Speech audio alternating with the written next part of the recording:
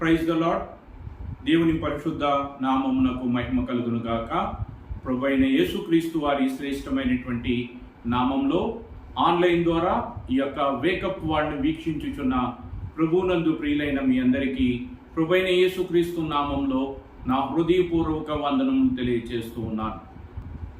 దేవుడు మనల్ని ప్రేమించి మన యొక్క జీవితంలో మరొక దినాన్ని చూసే భాగ్యాన్ని మనకి కల్పించి ఈ రీతిగా తన యొక్క మాటను వినుట కొరకు దేవుడు మనకిచ్చిన ఈ శ్రేష్టమైనటువంటి సమయంలో ఈ దినం కొరకు దేవుడు మనకు సిద్ధపరిచినటువంటి వేకప్ వార్డ్ను ఒకసారి ధ్యానం చేసుకుని ఆ యొక్క లేఖన భాగములను దేవుడు తన ఆత్మ ద్వారా మనకి బోధించినట్లుగా ప్రార్థనాపూర్వకంగా ఆ లేఖన భాగాలను ధ్యానించడానికి దేవుడి సహాయాన్ని కోరుకుందాం. దేవుడు ఈ దినం కొరకు మనకి ఇచ్చినటువంటి లేఖన భాగము మత్తయి రాసిన సువార్త 11వ అధ్యాయము, మత్తయి రాసిన సువార్త 11వ అధ్యాయము 28వ వచనం.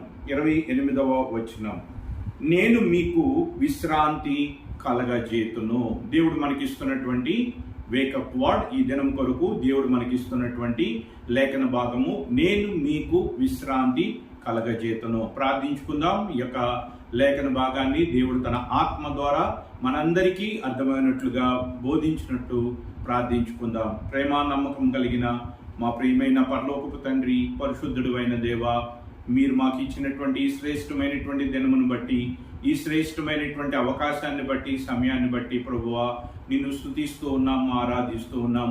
ఈ దినము కొరకు మీరు ఇచ్చినటువంటి లేఖన భాగాన్ని బట్టి నీకు వందనాలు. ఈ లేఖన భాగము ద్వారా నాతోనూ మా అందరితో కూడా మీరు మాట్లాడండి. నీ ఆత్మ సహాయాన్ని కోరుకొంచు నీ వైపు చూచుచుండగా ప్రభువా నీవే మాతో మాట్లాడి సహాయం చేయండి.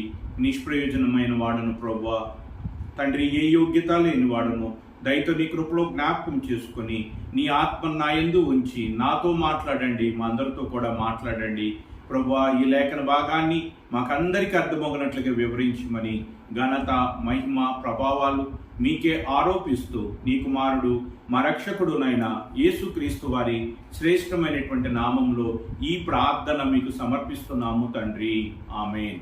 ప్రియులారా, దేవుడు మనల్ని ప్రేమించి మనకి ఇచ్చినటువంటి వేకప్ వార్డ్ మత్తయి రాసిన సువార్త 11వ అధ్యాయము 28వ వచనంలో ప్రభువైన యేసుక్రీస్తు చెప్పినటువంటి మాట. ఈ యొక్క లేఖన భాగాన్ని మనం ఒకసారి జాగ్రత్తగా పరిశీలన చేసినట్లయితే ప్రభువైనటువంటి యేసుక్రీస్తు మరి ప్రపంచమంతటికి, అన్ని జాతుల వారికి, అన్ని దేశాల వారికి, అన్ని తరముల వారికి ప్రభువైన యేసుక్రీస్తు ఇస్తున్నటువంటి గొప్ప ఆహ్వానం, ది గ్రేట్ ఇన్విటేషన్. ప్రభువైన యేసుక్రీస్తు 2000 సంవత్సరాల క్రితం ఈ మాటలను తెలియచేయటం జరిగింది. ఏమని తెలియచేశాడు అంటే, ఆ యొక్క వచనాన్ని మొత్తాన్ని కూడా మనం ధ్యానం చేసినట్లయితే, ప్రయాసపడి భారము మోయిచున్న సమస్తమైన వార్లారా నా యొద్దకు రండి, నేను మీకు విశ్రాంతి కలగజేతును. ప్రభువైన యేసుక్రీస్తు ఇస్తున్నటువంటి గొప్ప ఆహ్వానం, అన్ని జాతుల వారికి, అన్ని దేశముల వారికి ఆయన ఇస్తున్నటువంటి ఆహ్వానం, అన్ని తరముల వారికి. 2000 సంవత్సరముల నుంచి ప్రభువైన యేసుక్రీస్తు శరీరధారిగా ఈ లోకంలోనికి వచ్చిన కాలం నుంచి ఇప్పటి వరకు ఎన్ని తరాలైతే గతించిపోయినాయో అన్ని తరముల వారిని కూడా ఆయన ఈ రీతిగానే ఆహ్వానిస్తూ వచ్చాడు. ఈ యొక్క ఆహ్వానాన్ని ఈ తరములో ఉన్నటువంటి మనకు కూడా ఆయన తెలియచేస్తూ ఉన్నాడు. అంతేకాదు భవిష్యత్తులో ఉన్నటువంటి వారికి కూడా ఈయన మరి ప్రభువైనటువంటి యేసుక్రీస్తు ఈ యొక్క ఆహ్వానాన్ని అనుగ్రహిస్తూ ఉన్నాడు. ఏమిటి ఆహ్వానము అంటే, నా యొద్దకు రండి, ప్రయాసపడి భారము మోయిచున్న సమస్తమైన వార్లారా నా యొద్దకు రండి. వస్తే ఆయన ఏమిస్తానంటున్నాడు, నేను మీకు విశ్రాంతి కలగజేతును. ఈ యొక్క లేఖన భాగాన్ని జాగ్రత్తగా మనం పరిశీలన చేసినట్లయితే ఈ యొక్క లేఖన భాగంలో ప్రభువైనటువంటి యేసుక్రీస్తు యొక్క ఆహ్వానం మనకు కనబడుతున్నది. అదే రీతిగా ప్రభువైన యేసుక్రీస్తు యొక్క ఆహ్వానాన్ని మన్నించి, ఆయన ఆహ్వానాన్ని అంగీకరించి ఆయన దగ్గరకు వచ్చినట్లయితే ఆయన మనకు ఏమి చేయబోతున్నాడో దానిని వాగ్దాన రూపకంగా తెలియజేస్తూ ఉన్నాడు. ఆయన యొద్దకు వచ్చినటువంటి వారికి ఆయన ఆహ్వానాన్ని మన్నించి ఆయన దగ్గరికి ఎవరైతే వస్తారో వారందరికీ కూడా ఆయన ఇస్తానన్నటువంటి గొప్ప వాగ్దానము, ప్రామిస్ ఏమిటి అంటే, నేను మీకు విశ్రాంతి కలగజేతును.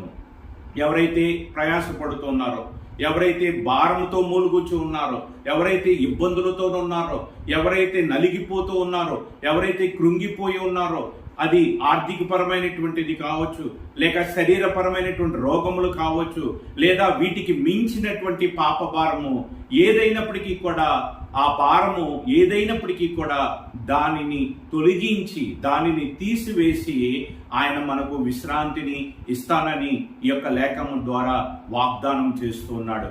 మొట్టమొదటిగా ఆహ్వానాన్ని ఇస్తూ ఉన్నాడు, రెండవదిగా వాగ్దానాన్ని చేస్తూ ఉన్నాడు. మూడవదిగా ఏమంటున్నాడంటే 29వ వచనాన్ని కూడా మనం ధ్యానం చేసినట్లయితే, నేను సాత్వికుడును దీన మనసు కలవాడును గనుక మీ మీద నా కాడి ఎత్తుకొని నా యొద్ద నేర్చుకొనుడి. మీ మీద నా కాడి ఎత్తుకొనుడి అంటున్నాడు. ఆయన యొక్క కాడిని మన మీద ఎత్తుకుంటే ఆయన ఏం చేస్తాడో తెలుసా? మన భారములను ఆయన మోస్తాడు. మన యొక్క ప్రయాస అంతటిని కూడా ఆయన మోస్తాడు. ఆయన కాడిని మనం ఎత్తుకుంటే మన భారాన్ని ఆయన మోసి మనకేమిస్తానంటున్నాడు? మీ ప్రాణములకు విశ్రాంతి. ప్రభువైనటువంటి యేసుక్రీస్తు మన ప్రాణములకు విశ్రాంతిని ఇవ్వాలనుకుంటున్నాడు. మనం భరిస్తున్నటువంటి భారం నుంచి, మనకున్నటువంటి ప్రయాస నుంచి మనల్ని విడిపించాలని ఆయన పరలోకంలో నుండి దిగి వచ్చాడు. 2000 సంవత్సరాలుగా ఇదే ఆహ్వానాన్ని అన్ని తరముల వారికి ఆయన అనుగ్రహిస్తూ ఉన్నాడు. కాబట్టి మొట్టమొదటిగా ఆయన యొక్క ఆహ్వానాన్ని మనం ఇక్కడ చూస్తూ ఉన్నాం. రెండవదిగా ఆయన ఆహ్వానాన్ని అంగీకరించి ఎవరైతే ఆయన దగ్గరికి వస్తారో వారికి విశ్రాంతిని ఇస్తానంటున్నాడు. మూడవదిగా ఆయన కాడిని మన మీద ఎత్తుకొని, అంటే ఆయనను అంగీకరించి ఆయన విశ్వాసం ఉంచి ఆయన వలన విశ్రాంతి దొరుకుతుందని, ఆయన మన భారములను తొలగించువాడని, మన ప్రయాసను తొలగించువాడని విశ్వాసముతో ఆయన యందు నమ్మిక ఉంచితే ఆయన మన భారములను, మన ప్రయాసను తన మీద వేసుకొని మన ప్రాణములకు ఆయన నెమ్మదినిస్తానని ఈ ఉదయకాల సమయం నందు ఈ యొక్క లేఖన భాగము ద్వారా మనందరితో కూడా ఆయన మాట్లాడుతూ ఉన్నాడు. కాబట్టి ఈ దినం కొరకు దేవుడిచ్చినటువంటి వేకప్ వర్డ్ ఏమిటి అంటే, గొప్ప వాగ్దానము, గొప్ప ఆహ్వానము. ఈ మాటలు వినిచున్నటువంటి ఎవరైనప్పటికీ ఇంకనూ ప్రభువైన యేసుక్రీస్తుని ఎరగనటువంటి స్థితిలో ఉంటే, ఒకవేళ ప్రయాసతో నలిగిపోతూ ఉంటే, భారంతో నలిగిపోతూ ఉంటే, అటు వారందరికీ కూడా ప్రభువైన యేసుక్రీస్తు ఈ ఆహ్వానాన్ని ఇస్తూ ఉన్నాడు. ఆయన దగ్గరికి వచ్చినట్లయితే ప్రయాసను తొలగించి, భారమును తీసివేసి విశ్రాంతిని ఇస్తానంటున్నాడు. మీ భారాలు నేను మోస్తానని ఆయన మనకి ఈ ఉదయకాల సమయం నందు ఈ లేఖన భాగము ద్వారా వాగ్దానం చేస్తూ ఉన్నాడు. 2000 సంవత్సరాల నుంచి ఇదే వాగ్దానాన్ని అన్ని తరముల వారికి కూడా ఆయన అనుగ్రహిస్తూ ఉన్నాడు. ఆయన మాట ఇచ్చి నెరవేర్చేటువంటి వాడు. ఆయన మన భారాలను తొలగించేటువంటి వాడు, మన ప్రయాసం తొలగించేటువంటి వాడు. ఆయన కేవలము మన యొక్క శారీరక సంబంధమైనటువంటి భారాన్ని, శారీరక సంబంధమైనటువంటి ప్రయాసను మాత్రమే కాదు, ఆత్మ సంబంధమైనటువంటి భారము అనగా పాపాన్ని తొలగించేటువంటి వాడు, శారీరక సంబంధమైనటువంటి ఇబ్బందుల నుంచి మనల్ని విడుదల కలగజేసేటువంటి వాడు. ఎవరైతే ఈ ఆహ్వానాన్ని మన్నించి ఆయన యందు విశ్వాసం ఉంచడానికి ఇష్టపడుతున్నారో వారి భారాన్ని తొలగించడానికి ఆయన ఇష్టపడుతూ ఉన్నాడు. పరిశుద్ధ గ్రంథంలో మనం చూసినట్లయితే ఒక స్త్రీ 12 సంవత్సరముల నుంచి రక్తస్రావం అనేటువంటి రోగము చేత బాధపడుతూ ఉన్నది. ఎంతో భారముగా ఉన్నది, ఆమెకి ఎంతో ప్రయాసపడుతూ ఉన్నది. తనకున్నటువంటి ఆస్తిని, ఐశ్వర్యాన్ని మొత్తాన్ని కూడా తన రోగాన్ని బాగు చేసుకున్నట్టు కొరకు వైద్యుల దగ్గర ఆ డబ్బంతటిని ఖర్చు పెట్టింది, కానీ ఆమె యొక్క భారము తొలగిపోలేదు. ఆమె యొక్క ప్రయాస నుంచి ఆమెకు విడుదల రాలేదు. అటువంటి ఆమె ప్రభువైన యేసుక్రీస్తు యొక్క ఆహ్వానాన్ని వింది ఆయన దగ్గరికి వెళ్ళినట్లయితే, ఆయన వస్త్రపు చెంగు ముట్టినట్లయితే, ఆయన మీద నా భారం వేసినట్లయితే ఆయన నా భారమును తొలగిస్తాడు, నా ప్రయాసను తొలగిస్తాడని విశ్వాసముతో ఆయన వెనుక తట్టి వెళ్ళి ఆయన వస్త్రపు చెంగును ముట్టుకుంది. తద్వారా 12 సంవత్సరముల నుంచి ఆమెకున్నటువంటి భారం పోయింది. ఆమె యొక్క ప్రయాస నుంచి ఆమె విడుదల పొందింది. ప్రియులరా, ఆ స్త్రీకి మాత్రమే కాదు, ఈరోజు మనకి కూడా అటువంటి విడుదలను ఇవ్వటానికి ప్రభువైన యేసుక్రీస్తు మనలందరినీ కూడా పిలుచుచున్నాడు. మనందరికీ కూడా విశ్రాంతిని ఇవ్వటానికి ఆయన పిలుస్తూ ఉన్నాడు. మనము ఎటువంటి భారంతోనున్నా, ఎటువంటి ప్రయాసతోనున్నా, అది రోగముతో, శరీరానికి సంబంధించిన రోగము కావచ్చు, లేక ఇంకా ఏ రకమైనటువంటి మరి ఇబ్బందులు కావచ్చు, మరి ఏ రకమైనటువంటి సమస్యలు కావచ్చు, వాటన్నిటి నుంచి కూడా విడిపించుటకు ఆయన సమర్థుడు. పరిశుద్ధ గ్రంథంలో ఎంతో మంది జీవితాలను దేవుడు మనకి మాదిరిగా చూపిస్తూ ఉన్నాడు. మరొక స్త్రీ దేవుని సన్నిధికి వెళ్ళి ప్రార్థిస్తూ ఉంది. ఆ యొక్క స్త్రీ పేరు హన్నా. ఆమెకు ఉన్నటువంటి సమస్య పిల్లలు లేకపోవటం. ఆ పిల్లలు లేకపోవటం వలన ఆమె ఎంతో వేదనతో ఉన్నది, ఎంతో బాధతో ఉన్నది. ఆ యొక్క బాధను ఎవరు కూడా తీసివేయలేకపోతూ ఉన్నారు. ఆమె యొక్క భర్త ఆమెను ఓదారుస్తూ ఉన్నప్పటికీ కూడా ఆ భర్త యొక్క మాటల చేత ఆమె ఏమాత్రము కూడా ఓదార్పు పొందలేకపోతుంది. ఆ భర్త యొక్క మాటల వలన ఆమె భారము తొలగిపోవట్లేదు, ఆమె ప్రయాస తొలగిపోవట్లేదు. అటువంటి పరిస్థితుల్లో దేవుని దగ్గరికి వెళ్ళి ఆమె ప్రార్థించినప్పుడు ఆ ప్రార్థనను బట్టి ఆయన ఆలకించాడు, ఆమె యొక్క భారాన్ని తొలగించాడు. పాత నిబంధనలో ప్రభువైన యేసుక్రీస్తు ప్రత్యక్షంగా లేడు కానీ పరోక్షంగా ఆయన కార్యాలు జరిగిస్తూ వచ్చాడు. నూతన నిబంధనలో మరి 2000 సంవత్సరాల క్రితం శరీరధారిగా ఆయన ఉండి అనేక కార్యాలను జరిగింది. అనేక కార్యాలను ఆయన జరిగించటాన్ని పరిశుద్ధ గ్రంథంలో మనం చూస్తూ ఉన్నాం. ఈ రోజు కూడా ఆయన ప్రత్యక్షంగా మన మధ్య లేడు కానీ ఆయన ఆత్మస్వరూపిగా మన మధ్య నుండి మన భారములను భరించటానికి, మన ప్రయాస నుంచి మనల్ని విడిపించటానికి, మనకు నెమ్మదిని ఇవ్వటానికి, మన విశ్రాంతిని ఇవ్వటానికి ఆయన ఇష్టపడుతూ ఈ దినము కొరకు ఈ యొక్క లేఖన భాగాన్ని దేవుడు మనకు అనుగ్రహిస్తూ ఉన్నాడు. ఆయన మరి ఈ యొక్క లేఖన భాగము ద్వారా మొట్టమొదటిగా ఆహ్వానాన్ని ఇస్తూ ఉన్నాడు, రెండవదిగా వాగ్దానాన్ని ఇస్తూ ఉన్నాడు. ఆహ్వానం ఏమిటంటే నా ఎద్దుకు రమ్మంటున్నాడు. వాగ్దానం ఏమిటంటే నేను మీకు విశ్రాంతిని ఇస్తానంటున్నాడు. ఎటువంటి విశ్రాంతిని? శారీరక సంబంధమైన విశ్రాంతి మాత్రమే కాదు, అది శరీర సంబంధమైనటువంటి విశ్రాంతిని ఇస్తానంటున్నాడు. అంటే శరీర సంబంధంగా ఉన్నటువంటి భారాన్ని, ప్రయాసను తొలగిస్తానంటున్నాడు. అంతేకాదు ఆత్మ సంబంధమైనటువంటి విశ్రాంతిని కూడా మనకు అనుగ్రహిస్తానని అంటున్నాడు.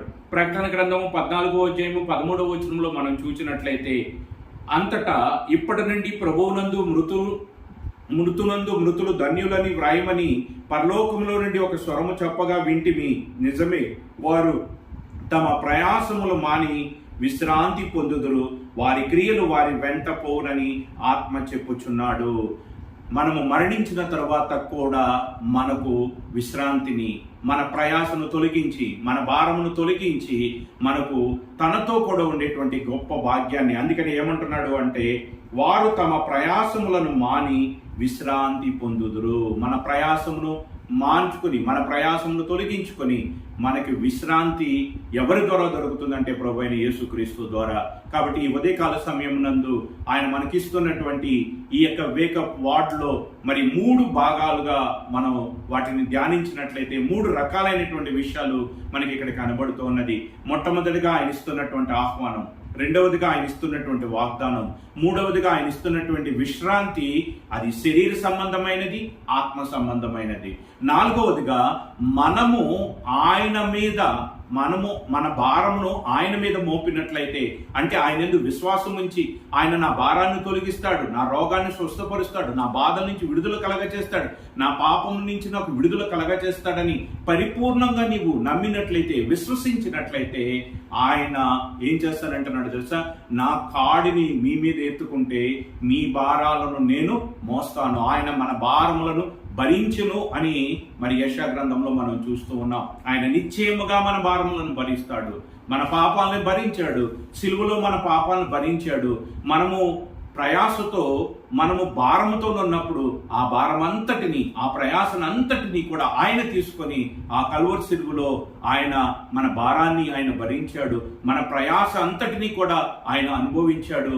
అందుచేత ఆయన పొందిన గాయముల చేత మనకు స్వస్థత, అది శరీరపరమైనటువంటి స్వస్థత కావచ్చు, అది ఆత్మ సంబంధమైన స్వస్థత కావచ్చు. కాబట్టి ఈ ఉదయకాల సమయం నందు దేవుడు మనకి ఇస్తున్నటువంటి గొప్ప ఆహ్వానంలో అనేక విషయాలు ఇక్కడ మనకు కనబడుతూ ఉన్నాయి. మొట్టమొదటిగా ఆహ్వానం కనబడుతూ ఉన్నది, రెండవదిగా వాగ్దానం కనబడుతూ ఉన్నది, మూడవదిగా ఆయన మనకు చేయబోతున్నటువంటిది కనబడుతూ ఉన్నది, నాలుగవదిగా ఆయన మనకి చెప్తున్నటువంటి మాట ఏమిటంటే ఎలా మనం ఆ యొక్క విశ్రాంతిని, నెమ్మదిని మనం పొందగలుగుతామంటే ఆయన అంటున్నటువంటి మాట ఏమిటంటే మత్తయి రాసిన సువార్త 11వ అధ్యాయము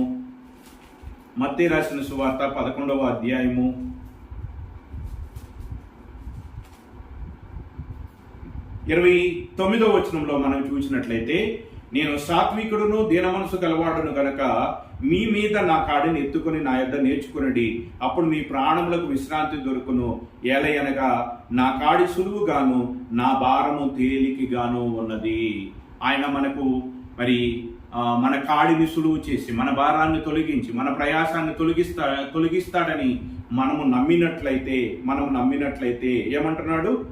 నా కాడిని ఎత్తుకుని నా యొద్ద నేర్చుకునడి. ప్రభు యొద్ద మనం నేర్చుకుంటాను. ప్రభువు నందు విశ్వాసం ఉంచి ఆయన ద్వారా నా పాపములు క్షమించబడతాయి, నా రోగం నుంచి విడుదల పొందుతాను, నాకున్నటువంటి ఇబ్బందుల నుంచి నేను విడుదల పొందుతాను. ఆయన ఏదైనా చేయగలిగినటువంటి వాడు, ఆయన అసాధ్యమైనది ఏదీ కూడా లేదు అని నమ్మి విశ్వసించి ఆయన పాదముల యొద్ద నేర్చుకుంటానికి ఇష్టపడితే ఆయన అంటున్నాడు, మీ ప్రాణములకు విశ్రాంతిని నేను కలగజేస్తాను. దేవుడు ఇస్తున్నటువంటి ఈ శ్రేష్టమైనటువంటి వాగ్దానాన్ని చేతపట్టుకుని ఈ దినము ప్రభు యొద్దకు వెళ్ళి మనం ప్రార్థన చేద్దాం. ఈ వాక్యాన్ని బట్టి దేవుణ్ణి అడుగుదాం. ప్రభువా, నీవే అన్నావు కదా, ప్రయాసపడి భారం మోయిచున్న సమస్తమైన వారులారా నా ఎద్దుకు రండి, నేను మీకు విశ్రాంతిని ఇస్తానని మీరే సెలవిచ్చి ఉన్నారు. మీ వాగ్దానాన్ని బట్టి, మీ మాటను బట్టి ప్రభువా నీ దగ్గరకు వచ్చాను. నాకున్న సమస్యను తొలగించండి, నాకున్న ఇబ్బందుల నుంచి నాకు విడిపించండి. నీవు చేయగలవని నేను నమ్ముతున్నాను.